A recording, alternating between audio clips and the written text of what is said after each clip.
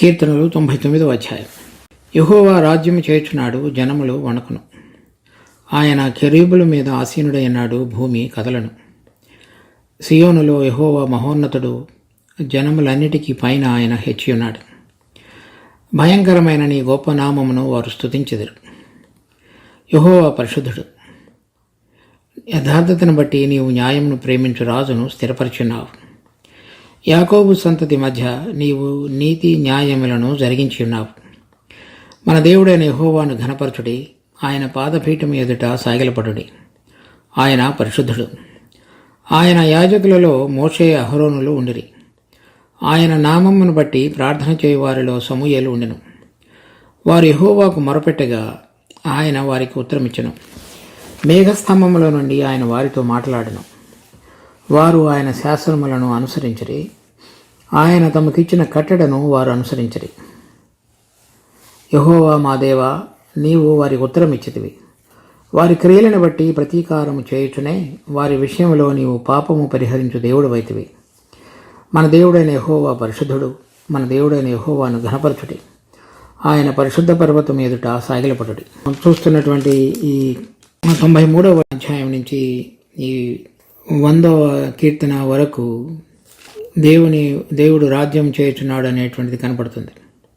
93వ కీర్తన మొదటి వచనంలో యెహోవా రాజ్యం చేయుచున్నాడు. 97వ కీర్తన మొదటి వచనంలో యెహోవా రాజ్యం చేయుచున్నాడు. ఇక్కడ మనం చదివినటువంటి 99వ కీర్తనలో కూడా అదే వచనాన్ని చదువుతున్నాం. యెహోవా రాజ్యము చేయుచున్నాడు.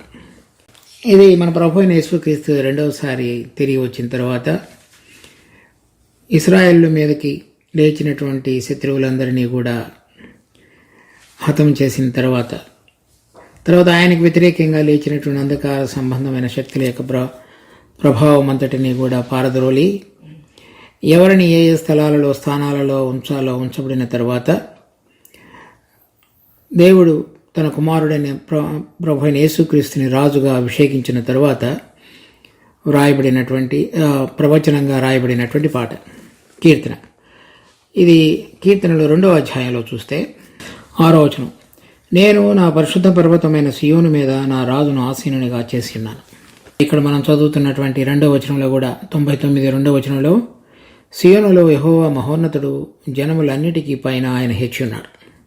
సియోనులో మన ప్రభు అయిన యేసుక్రీస్తు వచ్చి తన రాజ్యాన్ని స్థాపించినప్పుడు దాని తర్వాత ఇంకొక చోట కీర్తన 132వ అధ్యాయం 12వ వచనం నుంచి యెహోవా సత్య ప్రమాణము దావీదుతో చేసినవు, ఆయన మాట తప్పనివాడు. యెహోవా సియోనును ఏర్పరచుకుని ఉన్నాడు, తనకు నివాస స్థలముగా దానిని కోరుకుని ఉన్నాడు. ఇది నేను కోరిన స్థానము, ఇది నిత్యము నాకు విశ్రమ స్థానముగా ఉండును, ఇక్కడనే నేను నివసించెదను. కనుక ఇది దేవుడు కోరుకున్నటువంటి స్థలం. తండ్రి అయినటువంటి దేవుడు తన కుమారుడిని రాజుగా అభిషేకించి ప్రతిష్ఠించబడినటువంటి స్థలం.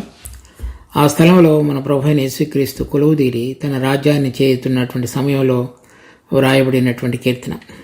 మొదటి వచనం. యెహోవా రాజ్యము చేయుచున్నాడు, జనములు వణకును.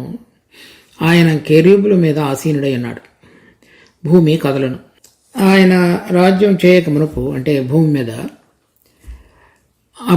ఈ భూలోకం అంతటా కూడా అంధకార సంబంధమైనటువంటి శక్తుల యొక్క ప్రభావం ఉన్నది. చూడండి యోహాను సువార్త 12వ అధ్యాయం 31వ వచనం. ఇప్పుడు ఈ లోకమునకు తీర్పు జరుగుతున్నది, ఇప్పుడు ఈ లోక అధికారి బయటకు త్రోసివేయబడును. కనుక ఇప్పుడు వరకు మన ప్రభు అయిన యేసుక్రీస్తు రెండవసారి వచ్చి తన రాజ్యాన్ని స్థాపించబోయే మునుపు వరకు ఈ లోకము వేరే అధికారి యొక్క ఆధీనంలో ఉన్నది. అతడు సాతానుడు లేక అపవాది అని అతనికి పేరు.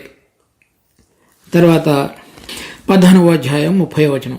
ఇకను మీతో విస్తరించి మాట్లాడను, ఈ లోకాధికారి వచ్చుచున్నాడు, నాతో వానికి సంబంధం ఏమీ లేదు. తర్వాత 16వ అధ్యాయం 11వ వచనం. ఈ లోకాధికారి తీర్పు పొంది ఉన్నాడు, కనుక తీర్పును గురించి ఒప్పుకొని చేయను. తర్వాత 1 యోహాను 5వ అధ్యాయం. మనము దేవుని సంబంధులమనియో లోకమంతయు దుష్టుని ఎందు పడి ఉన్నదనియో మనము ఎరుగుదము. ఈ లోకమంతయు కూడా అతని ప్రభావం కింద ఉంది. అటువంటిది జరుగుతున్న సమయంలో చూడండి ప్రకటన గ్రంథం 11వ అధ్యాయం 15వ వచనం. ఏడవ దూత బోర ఊదినప్పుడు పరలోకములో గొప్ప శబ్దములు పుట్టెను. ఆ శబ్దములు, ఈ లోక రాజ్యము మన ప్రభువు రాజ్యమును, ఆయన క్రీస్తు రాజ్యమును ఆయన యుగ యుగముల వరకు ఏలును అనెను. సో ప్రభు అయిన యేసుక్రీస్తు తిరిగి వచ్చి తన రాజ్యాన్ని స్థాపించబోయే మునుపు వరకు ఈ లోకాధికారి లేక అపవాది సాతానుడు ఈ లోక సంబంధమైనటువంటి విధాలన్నిటిలో కూడా అధికారాన్ని, ప్రభుత్వాన్ని చేసేవాడిగా ఉన్నాడు. ఏడవ దూత బూర ఊదినప్పుడు, అంటే అది కడవరి బూర, అది మొదటి తెస్సలోని 4వ అధ్యాయంలోను, తర్వాత మొదటి కొరింథీలు రాసిన పత్రిక 15వ అధ్యాయంలో కూడా వ్రాయబడింది. అది విశ్వాసులు లేవనెత్తబడేటువంటి సమయం. దాని తర్వాత ప్రభు ఈ లోకానికి వచ్చి శత్రువులందరినీ ఓడించి తన రాజ్యాన్ని స్థాపించేటువంటి సమయానికి గుర్తు ఆ ఏడవ దూత బోర ఊదటం. అప్పుడు వెలువడినటువంటి ప్రకటన ఏంటంటే, ఈ లోక రాజ్యములన్నీ కూడా మన ప్రభు రాజ్యములు, క్రీస్తు రాజ్యములుగా చేయబడ్డాయని అర్థం. ఆ సందర్భాన్ని పురస్కరించుకొని ప్రవచన రూపంగా పాడబడినటువంటి పాట, కీర్తన. అప్పుడు జనములు వణకును. 99వ అధ్యాయం మొదటి వచనంలో జనములు వణకును. ఎందుకనగా అప్పటి వరకు నిజమైనటువంటి పరిశుద్ధుడైన భీకరుడైనటువంటి దేవుని యొక్క ప్రభావాన్ని చూడకుండా వాళ్ళందరూ కూడా అపవాది యొక్క కుతంత్రాల చేత అక్రమానికి అలవాటు పడినటువంటి జీవితంలో జీవించినటువంటి వారుగా మిగిలినటువంటి జనములందరూ కూడా ఉండిన వారుగా ఉన్నారు. కనుక ఇప్పుడు పరిశుద్ధుడు, మరి నీతి న్యాయముల ప్రకారంగా తన యొక్క ప్రభుత్వాన్ని నడిపించేటువంటి వాడు, అది అలవాటు లేకుండా అక్రమానికి, అపవిత్రతకు అలవాటు పడినటువంటి జనములు పరిశుద్ధుడైనటువంటి దేవుని యొక్క ప్రభావాన్ని చూస్తున్నప్పుడు, ఆ రాజ్య ప్రభావం మెల్లమెల్లగా వారు అవగాహనలోనికి వస్తున్నప్పుడు జనములు వణికేవిగా చేయబడ్డాయి, వణుకుతున్నాయి. ఆయన కెరూబుల మీద ఆసీనుడైనాడు, భూమి కదలను. ఈ కెరూబులు మనం కనుక మొట్టమొదట్లో చోట రాయబడినట్లుగా నిర్గమకాండం 25వ అధ్యాయంలో 18 నుంచి 22 వరకు. మరియు 2 బంగారు కెరూబులను చేయవలెను. కరుణాపీఠం యొక్క 2 కొనలను నఖిషీపణిగా చేయవలెను. ఈ కొనను 1 కెరూబును, ఆ కొనను 1 కెరూబును చేయవలెను. కరుణాపీఠమున దాని 2 కొనల మీద కెరూబులను దానితో ఏకాండముగా చేయవలెను. ఆ కెరూబులు పైకి విప్పిన రెక్కల గలవై కరుణాపీఠమును తమ రెక్కలతో కప్పుచుండగా వాటి ముఖములు ఒండొంటికి ఎదురుగా నిలవలెను. ఆ కెరూబుల ముఖములు కరుణాపీఠము తట్టు ఉండవలెను. నీవు ఆ కరుణాపీఠమును ఎత్తి మందసము మీద ఉంచవలను. నేను నీకిచ్చు శాసనములను ఆ మందసములో ఉంచవలను. అక్కడ నేను నిన్ను కలుసుకుని కరుణాపీఠం మీద నుండి, శాసనములు గల మందసము మీద నుండి, 2 కెరూబుల మధ్య నుండి నేను ఇశ్రాయేలీయుల నిమిత్తము మీకు ఆజ్ఞాపించు సమస్తమును మీకు తెలియజెప్పెదను. ఇక్కడ మనం కనుక చూసినట్లయితే ఈ మొదటి వచనం 2వ పంక్తిలో ఆయన కెరూబుల మీద ఆసీనుడైనాడు, భూమి కదలను. కెరూబుల మీద ఆసీనుడవటం అంటే ఆ కెరూబుల మధ్యలో ఉంచబడినటువంటి కరుణాపీఠాన్ని చూస్తూ కెరూబులు ఉండాలి.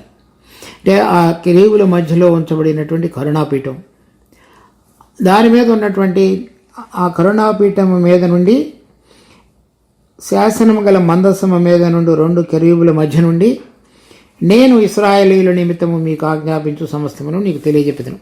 ఇవన్నీ కూడా అంటే కరుణాపీఠము, మన ప్రభు, మన తండ్రి అయినటువంటి దేవుడు ఉండేటువంటి స్థానం కూడా కెరూబుల మధ్యలో ఉంది. అక్కడ నుంచి నేను నీతో మాట్లాడతాను అని చెప్తున్నాడు. కెరూబులు ఆ కరుణాపీఠానికి ఉంచబడినటువంటి స్థానాన్ని కప్పేవిగాను, కరుణాపీఠాన్ని చూస్తూ ఉంచబడినటువంటివిగా ఉంచబడ్డాయి. ఈ కరుణాపీఠం అనేటువంటిది చూడండి, మా రోమాపత్రిక 3వ అధ్యాయం 25-26.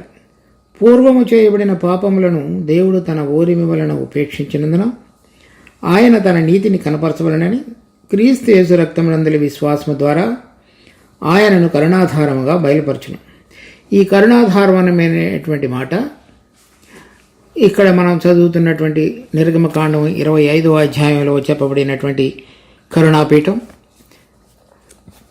వాడబడినటువంటిది హిలస్టేరియా, అంటే కరుణాపీఠం. ఎక్కడైతే మన పాపములు అపరాధుల నిమిత్తమై బలి అర్పించబడి రక్త ప్రోక్షణ చిందించబడినటువంటి పీఠానికి గుర్తది. ఆ కరుణాపీఠం లేకపోతే కరుణాధారంగా బయలుపరచబడినటువంటి యేసుక్రీస్తుకు గుర్తు. ఎవరైతే మన పాపాల నిమిత్తమే చనిపోయి తిరిగి లేచి ఆ రక్తాన్ని తండ్రి అయినటువంటి దేవుడు ఎదుట పరలోకములో మన కొరకు ప్రోక్షించి ఉన్నాడో ఆయన ఇప్పుడు కెరూబుల మధ్యలో భూమి మీద ఆసీనుడైనట్లుగా ఈ ప్రవక్త చూసి, అంటే ఆయనలో ఉన్నటువంటి ఆ గుణం ఏదైతే మన కొరకై తన రక్తమందలి విశ్వాసం ద్వారా కరుణాధారంగా బయలుపరచబడ్డాడో ఆ ప్రభు మన కొరకై కెరూబుల మధ్యలో ఉండి అక్కడ దృశ్యం ఇచ్చినట్లుగా ప్రవక్త ప్రవచిస్తున్నాడు. సో దాని ద్వారా ఆయన ఇక్కడ మనం చదువుతున్నటువంటి రోమాపత్రిక 3:26లో దేవుడు ఇప్పటి కాలమందు తన నీతిని కనపరచు నిమిత్తము తాను నీతిమంతుడును యేసునందు విశ్వాసం గల వానిని నీతిమంతునిగా తీర్చువాడున ఎండుటకు ఇలాగ చేసిన. కెరూబుల మధ్యలో ఉన్నటువంటి కరుణాపీఠం ఇక్కడ మనం 99వ అధ్యాయంలో చదువుతున్న మొదటి వచనంలోని భాగంలో ఏమిటి దాని అర్థం అంటే, మన ప్రభు అయిన యేసుక్రీస్తు కరుణాధారంగా ఈ లోకమంతటికి రక్షకుడిగా విశ్వసించిన వారందరూ కూడా దేవుని యొక్క నీతిలోనికి రాగలిగే విధంగా ఆయన రాజ్యం యొక్క ఆరంభంలో అక్కడ కూర్చుండి ఉన్నాడు అని అర్థం. ఎవరెవరైతే ఇప్పుడు మనం చూడకుండా విశ్వసించిన మనందరినీ ఏ విధంగా ఆయన ఉచితంగా నీతిమంతులుగా తీర్చున్నాడో ఆయన చేసినటువంటి నీతి కార్యాన్ని బట్టి, అంటే తండ్రి ఏ విధంగా ఈ పాపాల నిమిత్తమై మరి పరిశుద్ధమైనటువంటి బలియాగం అర్పించబడవలసిన చెప్పబడిందో అది నెరవేర్చి దేవుడు కోరుతున్నటువంటి కార్యమును సంపూర్ణం చేసినాడు. అది దేవుని యొక్క నీతి. దానిలోనికి విశ్వసించిన మనందరం కూడా మన పాపాలు క్షమించబడి ఆ పరిశుద్ధ రక్తంలో కప్పబడట అనేటువంటిది దేవుడు విశ్వాసము ద్వారా మనందరినీ కూడా ఉచితముగా నీతిమంతులుగా చేసినాడు. ఆ కార్యమును బయలుపరుస్తూ మొదటి వచనంలో మన ప్రభు ఆ విధంగా ఆసీనుడైన వాడుగా మనం ఆ రోజులలో చూడగలుగుతాం. 2వ వచనం, సియోనులో యెహోవా మహోన్నతుడు, జనములన్నిటికీ పైన ఆయన హెచ్చియున్నాడు. ఈ లోకాధికారి యొక్క ప్రభుత్వం అంతటినీ కూడా పడద్రోయబడి వాడు ఇప్పుడు అగాధ స్థలములలో 1000 సంవత్సరములు బంధించబడిన తరువాత మన ప్రభు అయిన యేసుక్రీస్తు సియోనులో తండ్రి ఏర్పాటు ప్రకారంగా రాజుగా ఆసీనుడిగా చేయబడి ఉన్నాడు. ఆయన మహోన్నతుడు, అంటే అందరికంటే ఉన్నతంగా ఉన్నవాడు. ఆ మహోన్నత ఆయన యొక్క ప్రభుత్వంలో శత్రువును ఓడించి గెలిచినటువంటి సామర్థ్యంలో, తర్వాత మనందరినీ పిలిచి ఉచితంగా నీతిమంతులుగా తీర్చినటువంటి ఆయన కరుణ చూపించుటలో ఉన్నతత్వంలో ఔన్నత్యంలో వాటన్నిటిలో కూడా కనబడుతుంది. తర్వాత 3వ వచనంలో, భయంకరమైన నీ గొప్ప నామమును వారు స్తుతించెదరు, యెహోవా పరిశుద్ధుడు. ఇప్పుడు ఆ ప్రభు అయిన యేసుక్రీస్తు వచ్చి తన రాజ్యాన్ని స్థాపించినప్పుడు మిగిలినటువంటి దేశాలలో ఉన్నటువంటి జనములందరూ కూడా ఆయనను స్తుతించేవారుగా చేయబడతారు. అప్పుడు ఆయన ఇనుప దండముతో పరిపాలన సాగించేవాడు.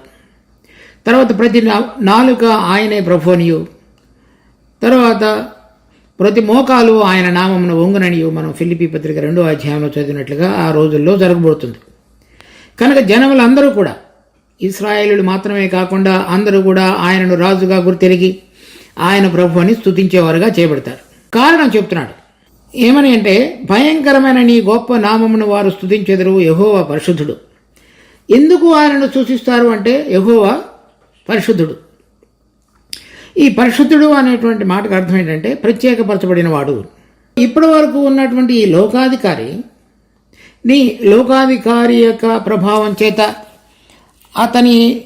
అతడు మనుషులందరి హృదయాలను దేవుడికి విరోధంగా పురికొల్పి అసత్యాన్ని, అక్రమాన్ని, అపవిత్రతను, దేవుడికి భిన్నమైనటువంటి స్వభావంలో పాలు పొంది దేవునికి వ్యతిరేకులుగా, శత్రువులుగా జీవించటానికి ప్రేరేపించినవాడు. ఇప్పుడు తండ్రి తన కుమారుని యొక్క రాజ్యాన్ని నీతి న్యాయములతో పరిపాలనలో స్థాపించినప్పుడు, ఆయన కరుణ కృపతో సమస్తాన్ని ఇప్పుడు ఏలబోతున్నటువంటి సమయంలో జరగబోతున్నప్పుడు ఆయనను ఆ లోకాధికారికి భిన్నంగా గుర్తించవలసి వచ్చినటువంటి సమయం ఆసన్నమైంది. ఏదైతే అపవిత్రత ఉన్నదో వాళ్ళ హృదయాలలోనూ, తర్వాత ఏ అక్రమాన్ని చొప్పున నడుచుకున్నారో, తర్వాత ఏ అవినీతిలో వారందరూ పాలు పొంది దానిలో మునిగి తేలారో, అటువంటి దాని నుంచి లేక ఆ ప్రభావం నుంచి ఎవరైతే వారందరూ కూడా దేవునికి శత్రువులుగా, దేవుని స్వభావానికి వ్యతిరేకంగా నడిచేటట్లుగా చేసి ఉన్నాడో దానంతటి నుంచి కూడా విడుదల పొంది దేవుడు యొక్క పరిశుద్ధతను, క్రమాన్ని, ప్రేమను, న్యాయాన్ని, నీతిని, తర్వాత ప్రతిదానిని కూడా దేవుని యొక్క ఉద్దేశ ప్రకారం ఫలింపులోనికి తీసుకుని రాగలిగినటువంటి ప్రత్యేకతను వారు చూడగలిగేటువంటి దశ లేక శకం ఆరంభమైంది. దానిలో యెహోవా పరిశుద్ధుడు అని వారు చూస్తున్నారు. తర్వాత చూడండి 5వ వచనంలో, మన దేవుడైన యెహోవాను ఘనపరచుడి, ఆయన పాదపీఠం ఎదుట సాగిలపడుడి, ఆయన పరిశుద్ధుడు.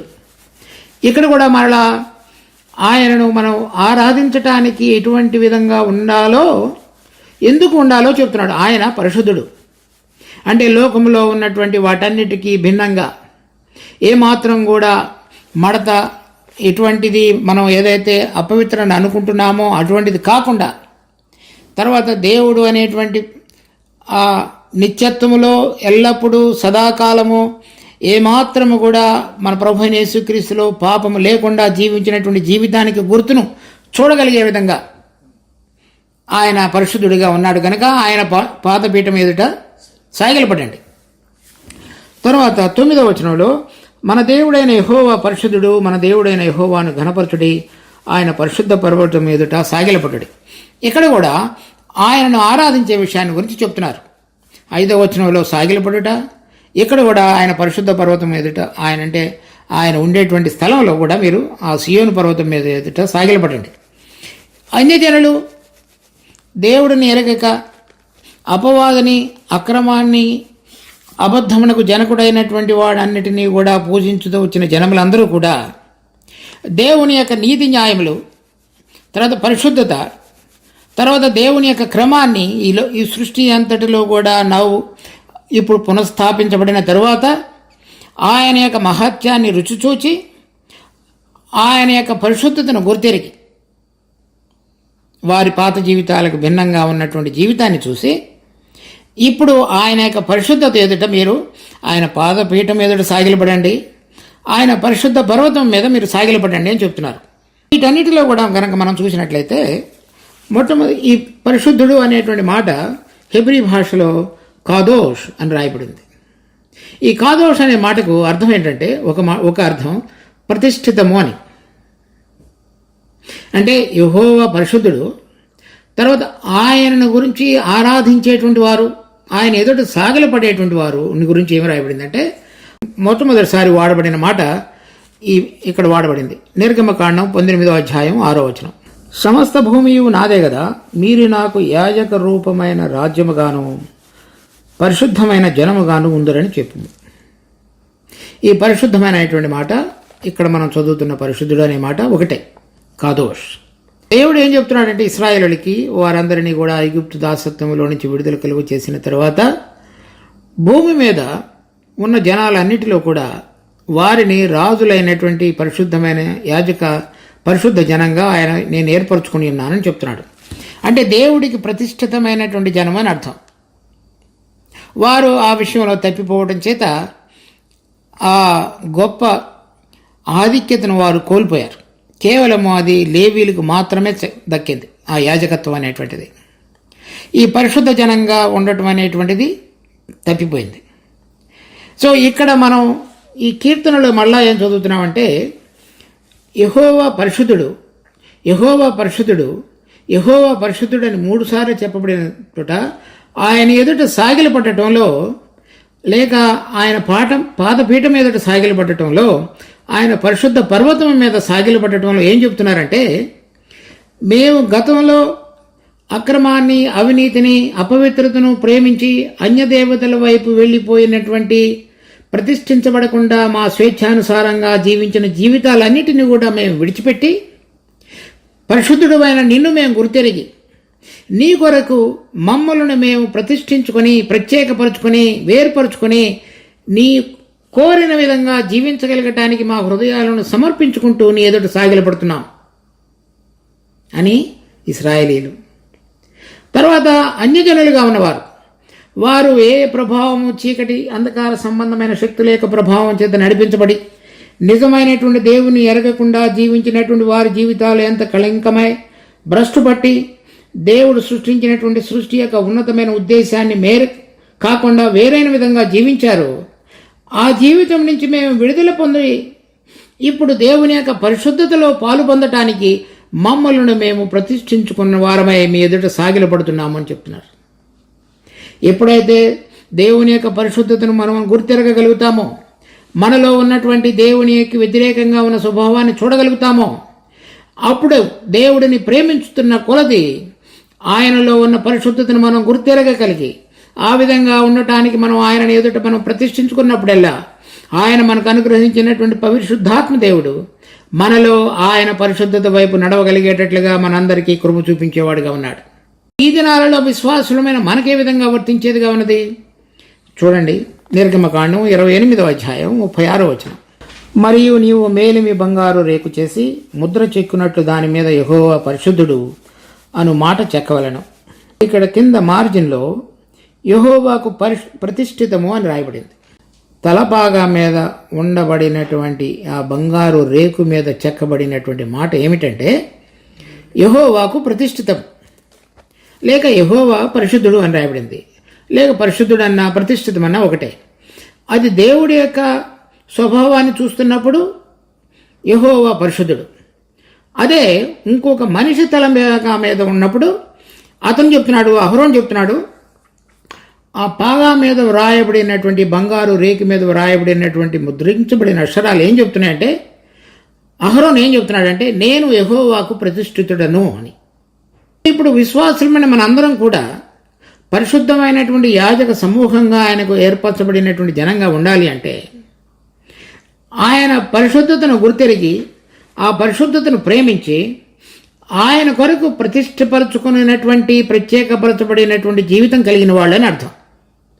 అహరోను ఉద్దేశంలో అదే. ప్రభువైన యేసుక్రీస్తు వచ్చినప్పుడు మిగిలిన శేషజనమైనటువంటి ఇశ్రాయేలు వారందరూ దాని గురించి చెప్పేవారుగా ఉన్నారు. ఇప్పుడు మేము యెహోవాకు ప్రతిష్ఠితపబడిన జనము అని. నిర్గమకాండం 19వ అధ్యాయంలో వారు దాని యొక్క విలువను గుర్తెరగలేదు. ఇప్పుడు ఉన్నటువంటి విశ్వాసులలో మనం కూడా ఆ విలువను గుర్తెరగకుండా యెహోవాకు ప్రతిష్ఠితము అని చెప్పకుండా ఆయన యొక్క పరిశుద్ధతకు భంగం కలిగించే జీవితాలు కనుక మనం జీవించుతున్నట్లయితే పాత నిబంధనలోని ఇశ్రాయేలు వలె మనం కూడా ఉన్నట్లే లెక్క. అలా కాకుండా అహరోను తలపాగా మీద బంగారు రేకు మీద వ్రాయబడినటువంటి నేను యెహోవాకు ప్రతిష్ఠితము అని అహరోను చెబుతున్నట్లుగా మనము గనక ఈ లోక సంబంధమైనది, లోకనాథుని యొక్క క్రియలు, చర్యలు, తర్వాత అతని యొక్క పోకడ, అతని యొక్క ప్రభావం నుంచి ప్రత్యేకపరచుకొని దేవుని యొక్క శక్తి చేత కాపాడబడేటువంటి ఆ బలం చేత మనం భద్రపరుచుకుంటూ ఆయన పరిశుద్ధతకు భంగం కలిగించకుండా జీవించే మన ప్రతిష్ఠించబడినటువంటి జీవితంతో మనం తీసుకొచ్చేటువంటి ఆ సాగిలపడేటువంటిది సార్థకం చేయబడుతుంది.